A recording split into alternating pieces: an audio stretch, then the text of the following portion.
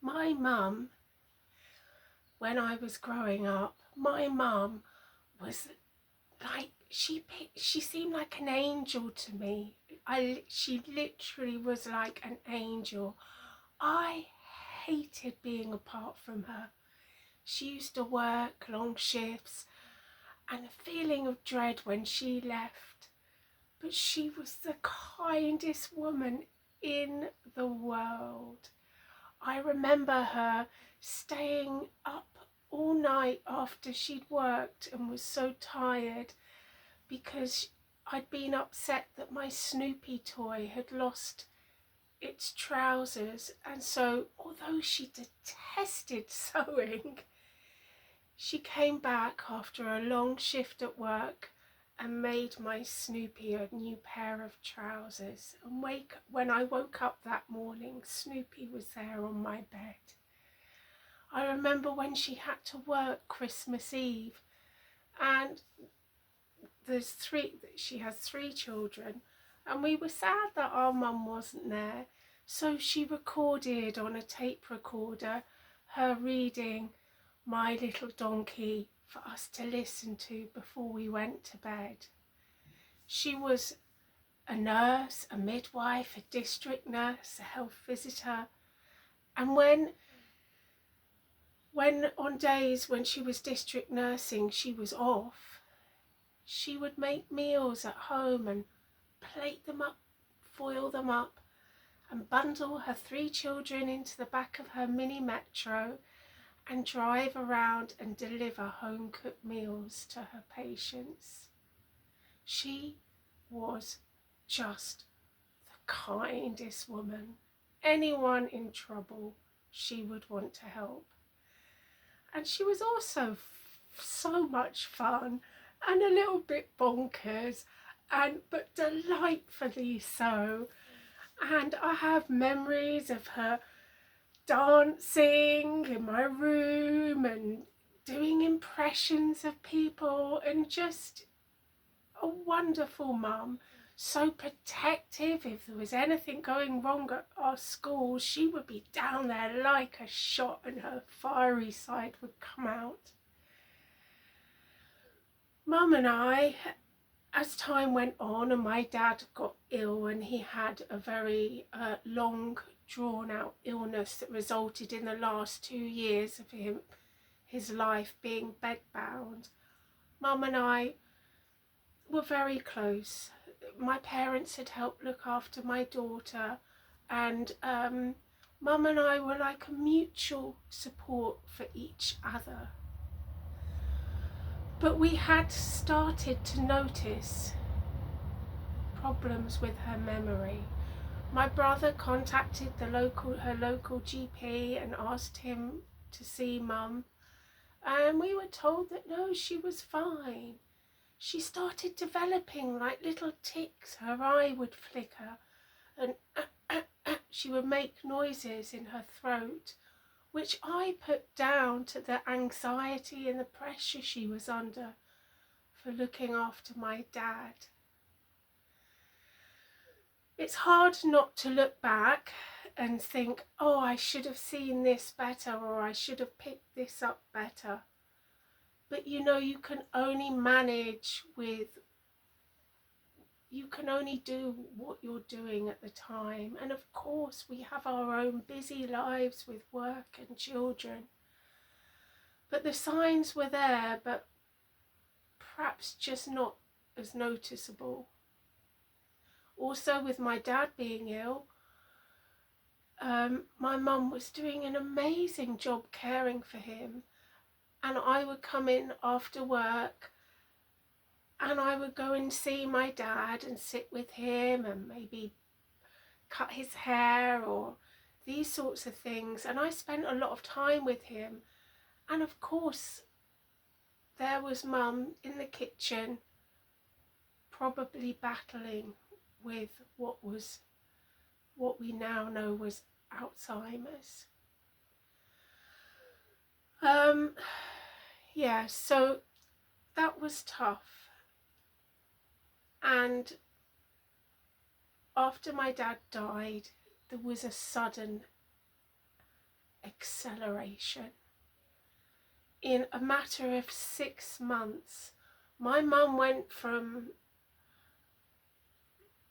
my mum to just someone very confused. I'd turn up at her house and she'd be in floods of tears. I remember asking the doctor to prescribe sertraline for her, but she wasn't taking all her medications. I asked the doctor to give her blister packs, but we found blister packs of so many packs of unopened medicines. She wasn't coping. One day I remember going out with her in the car, and she told me that she was scared to go home, and she started just getting really terrified. So I said to her, "Don't worry, Mum, you come home with me tonight, that's okay." Well, she came home with me that day and she never left. Well, not for 3 years anyway. She came to live with me, and it became very apparent that my mum had dementia. We went to the doctors and she saw a specialist, and I find it really difficult to look back to that day when my mum was told that she had dementia. I almost wished, I think I even asked if she could not be told, but it wasn't the protocol. She had to know, and she was so upset. And that was a really difficult time. Anyway, she came to live with me, and we rejigged things because it's me and my daughter and my doggy living at home in a 2-bedroom house. So my mum had my daughter's room. My daughter came in with me. I mean, my daughter made incredible sacrifices, and I will always be grateful to her for that. And at first, things were okay, but we had Mum losing everything. And I mean everything. Her hearing aids were constantly getting lost, her purse. Oh, the amount of time we would spend turning the house upside down trying to find her things. But I soon learned the most popular hiding places. And she would walk around with 2 bags on. But we managed to have fun. We got out every day with our dog, and Mum loved eating. She'd always spent her whole life serving other people, doing things for other people. So I really enjoyed seeing her curled up on the sofa watching the television while I made dinner, and she used to love her dinner. Oh, she loved her dinner and would spend like a good hour eating it, and we were able to have some fun times. But the disease progressed, and it was a learning curve for me. I didn't know anything about Alzheimer's, so I was reading up and trying to understand what to do. There was a very difficult period where Mum would wake up every morning and suddenly realise that her parents weren't alive anymore. And we went through a period of time where she was just she was in floods of tears every morning when she realised that her parents had passed away. Really, really difficult. She was an avid reader. My mum didn't just read books, she inhaled books. She loved getting lost in the world of books. But she couldn't read anymore, and that was really upsetting. I did buy her some books, picture books, that she could just sit and look at the pictures. they weren't a great alternative, but they were something just to try and make her do the things that she once did. I mean, I remember when she started losing knowledge of what things were. I remember when she said to me, holding a piece of broccoli, "What do I do with this?" She started to not understand what objects were. She poured milk all into the gas rings of the cooker. If I gave her a drink without a lid with her dinner, she would put all her dinner in the drink and mix it up. She was beginning to lose the knowledge of what objects around her were, and slowly her physical abilities declined. And it's really hard when you, as a child, your parents have always been the strong ones. They were the ones to put their arm around you and tell you everything was going to be okay. And now the role is very much reversed. And with someone with Alzheimer's, it's really hard to watch them lose their dignity. With my dad, when he was bedbound and I would go over and wash him, it felt okay because I could communicate to him. We would talk about it. "Dad, I'm going to do this. Is this okay with you? Do you mind?" And so it felt fine. I didn't feel like he was losing his dignity because we were able to talk about things. But with Mum, she didn't want me undressing her. She didn't want me taking her to the bathroom and washing her. She didn't want any of that. Understandably so, who would? But they were things that needed to be done. But I couldn't discuss it with her. And I used to dread night times because that whole getting ready for bed was like a battle. And also you're trying so hard all the time to be as patient as you can, as loving as you can, because you know that they can't help it, and you know that this is the most devastating thing for them, and they would hate it if they knew that they were unable to do these things for themselves. I remember one day I did lose my temper. The shame I felt for shouting at my mum, I hated myself for it. But you know what? If you are a carer and this has happened to you, we are only human, and you are doing an amazing job. It's relentless, it's thankless, you're just keep going. And yes, you are a human. And if you've lost your temper, you know what? That's okay. I really beat myself up for that for a long time. Anyway, as Mum's illness progressed, she became less and less mobile. Like I said, we still had good times. After a year of living with me, she went to a day centre. She didn't want to at first. She tried to escape, but after about a week, she soon got to enjoy it. The people who work at the day centre, just like they're like angels, the most incredible people. And they would do wonderful activities throughout the day, and singing and dancing.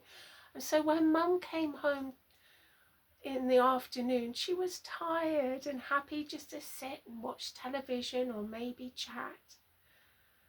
But Mum's talking became more and more disorganised. She wasn't making an awful lot of sense.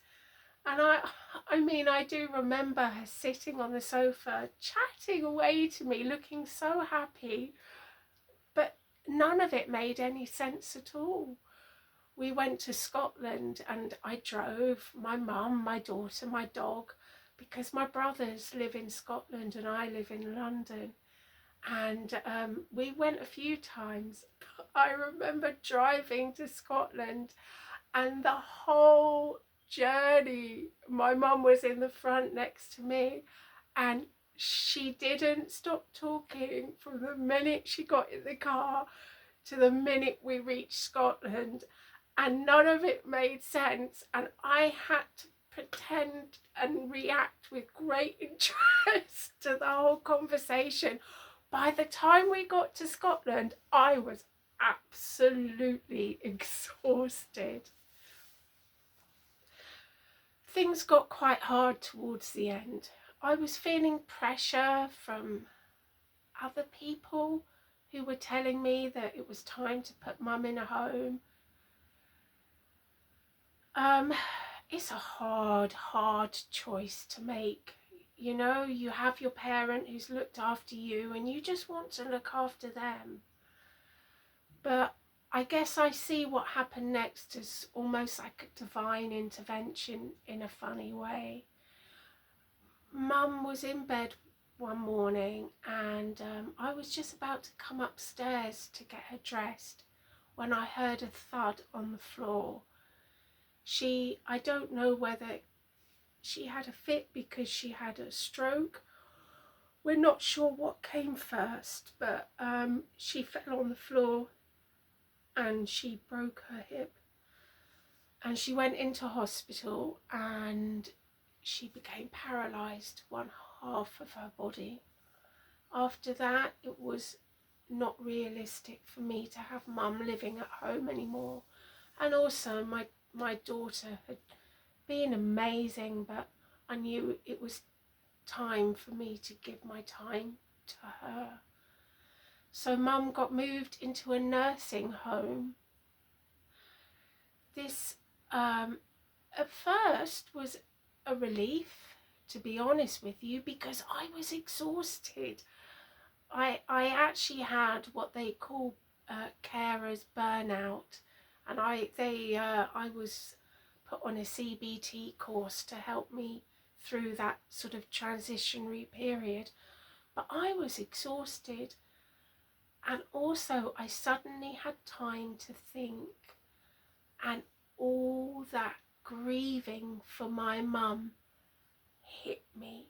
It hit me really hard because yes, my mum is still alive, but I was grieving the mum that wasn't there anymore. So now mum is in a nursing home. She can't speak. I visit her as much as I can, but it's hard. I go in and I'm talking and talking. I'm quite good at talking, but it's very hard when it's just you. And she is completely immobile and very reliant on others for everything. And it's hard seeing someone decline, someone who was so passionate, so kind, such an amazing woman, go through what will be her most difficult time in her life, I think. But the carers are great and she's supported well, and I do have the knowledge that when I leave, I know that she's okay. But every time I visit her, every time I leave her is really, really hard. There's an advert on the television that talks about Alzheimer's and it says you grieve twice, and it's so true. I am grieving for my mum, but I know at one point I will be grieving again. But yeah, so that's my personal story about living with my mum with Alzheimer's.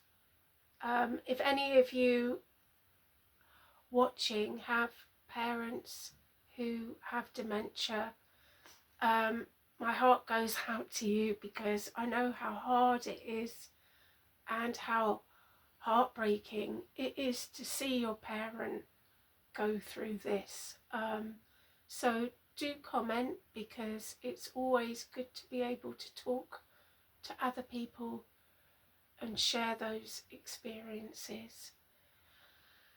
And that's it for today.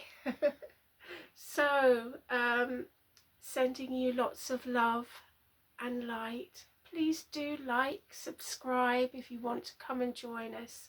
We would love to have you. All the best. Bye bye.